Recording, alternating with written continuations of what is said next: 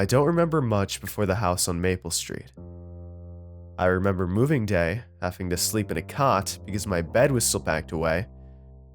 I remember eating takeout for dinner all week long. And I remember the first time I looked over at the mail slot at our front door and found eyes looking back at me. This was our first house with a walk-up, and our door had an old-fashioned mail slot with a little shelf beneath to catch the letters. We hadn't had any mail yet because everything was still up in the air thanks to our move. I had no reason to expect anything coming from there as I walked through our half-unpacked front hallway.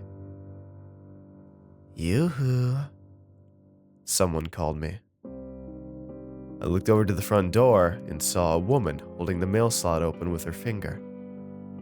All I could see of her were her light gray eyes and part of her hand. But by the way she spoke and the wrinkles around her eyes, I could tell she was smiling. "I'm looking for my little girl," she said. "Is it you?" I had no reason to be afraid of anyone. The only strangers I'd ever met were around my parents, so I had been pretty sheltered up to this point. Besides, she looked and sounded no different from the millions of old ladies I'd already met. I giggled and shook my head. "Oh, mercy me then," she said, wiggling her fingers. "Did you just move in here?" I nodded. "Then we'll have to be friends then, won't we? You can call me Nana. What's your name?" I told her. We chatted for a while about moving and my toys and other things. She was never anything but sugar sweet, and I never felt in danger. When my mom finally called me for a snack, the lady's fingers retracted, and she let the mail slot snap shut. I didn't say anything about my new friend to my mom, and went out of my mind just as quickly as that door shut. But she was back the next day, and the next, and the next. She wasn't very different from any other old lady I'd known. She was friendly in a nosy way, always wanting to know every minute detail of my day. What I ate, who I saw, where I went. I never got around to calling her Nana, because I already had a Nana, my dad's mom. No amount of explaining got her to stop pushing that, though. Most of our talks were normal, the kind you'd have with any grandparent. But she'd say odd things occasionally. She'd talk about how her daughter had run away, how worried she was about her helpless little girl. Then, in another conversation, she'd say her daughter had a baby. That made her a mommy, and mommies were big girls. I tried telling her this, but the lady only laughed. "Once you're born, you're always your mommy's little girl," she crowed. Perhaps if I'd been just a bit older, I would have been afraid. I would have asked why a grown woman would run away from her own damn mother, and why she was wasting time talking to me instead of searching. I might have wondered why I never saw more of the lady than a small rectangle around her eyes and her left hand. Might have, but I didn't. She would tell me to ignore my mother when she called me away, try to extend our talks long past the point where I was done. One time, my mother got sick of calling me and found me bent over by the door. "What's out there?" She turned the knob and pushed the door open. "Don't!" I couldn't speak fast enough to prevent her from hitting my friend in the face. But there was no thud, no resistance to the opening door. Me and my mom poked our heads out. There was just our little stoop, with barely enough room for the welcome mat, and the stairs. Nobody behind the door.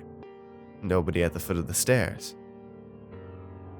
Maybe if I were older, this would have frightened me. But I was at an age that the woman's eyes still peering out from the mail slot as my mother shut the door made a sort of sense. The lady was only at the mail slot, which just led somewhere else. She dropped me a wink and then closed the mail slot soundlessly. The gifts started up soon after that. I would find little things. Clips she begged me to put in my hair. Cards printed with lipstick kisses. Jewelry she insisted I model for her. It was exhausting. I'd never wanted to turn down a gift in my life, but there were just so many. Plus, whenever I had time to go back and look at them later, they always looked much worse than they had at the door. Like something she'd fished out of an old dumpster. I started throwing them away. Our talks took a turn. Now when she spoke about her daughter, she'd use terms that described me. She started pressing for visits. "Oh, I'm sure your mean old mama won't mind if you step out and play with me for a bit." When I reminded her about the door, she just giggled. What turned the whole thing sour? I said no. Just a simple refusal. I had been a patient child up until that point, but when I got up to go one day and she demanded I sit and talk some more, a light bulb sparked in my brain. I didn't have to. I had reached the doorway in the next room when her voice hit me right in the knees like any good mom tone. "You get back here right now, young lady." It didn't explicitly say I was in trouble, but it hinted at worse things to come if I didn't listen. But I remembered that she wasn't my mom. She wasn't anyone I had been told to listen to. She couldn't even move out from behind that dumb old mailbox. I stepped into the next room. A weight thumped against the door, like someone had thrown a piano into it. I jumped back, shaking all over. "You little bitch! You little bitch!" Her voice suddenly sounded like it had been caught in a drain. It had an angry growl that didn't seem like it could come from something as small as a human throat. "You did not turn your back on me! Do you hear me? Come right back here, or by God!" I ran. I ran all the way to where my mom was gardening in the backyard and hid in her skirts until dinner time. I had the notion that I would be in trouble if she knew I had disobeyed the lady in the mail slot. I had been told to obey grown-ups, after all. My mom noticed how odd I was acting and told me to get up to bed early. Fine by me. I must have taken those stairs 3 at a time in my haste to get away from the front door. I had nearly forgotten about what had happened the next day as I hopped down the stairs for breakfast. The mail slot was already open by the time I got there. The woman's eyes were no longer smiling. She had bags under them, and her eyeballs were bloodshot. "I will give you a chance to apologize," she said to me. "Say you're sorry for being a nasty little bitch and breaking my heart." My parents didn't even swear around me, and suddenly I was being called a bitch. I took a step away from the door. She saw. Her eyes became crazed, is the only term I can think of for it. They got all wide and her eyebrows practically met in the middle. It looked like she should have been screaming, but she made no sound at all. She started shoving her fingers through the mail slot. They looked longer and bonier than I'd remembered. By the time they reached their 6th knuckle, I was done. I ran screaming to my mom. She didn't hear the stuff I said about how the lady had impossible long fingers, how she lived in the mailbox. Only how I had been talking to some stranger at the front door. That was all she needed to hear. Mom bundled me back to her and Dad's room, locked me in, and called the cops. Nothing came of the investigation, since they found no evidence of an intruder and decided I wasn't the most reliable witness. My dad screwed down the mail slot so it couldn't be opened and installed a locking mailbox at the end of the driveway.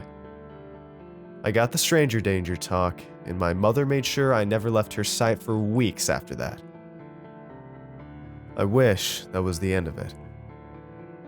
Weeks later, I woke with a terrible feeling in my stomach, like I was mid-fall from a tall height and had nothing to cushion my landing. I got out of bed and crept downstairs. The mail slot blended in with the door in the pitch dark.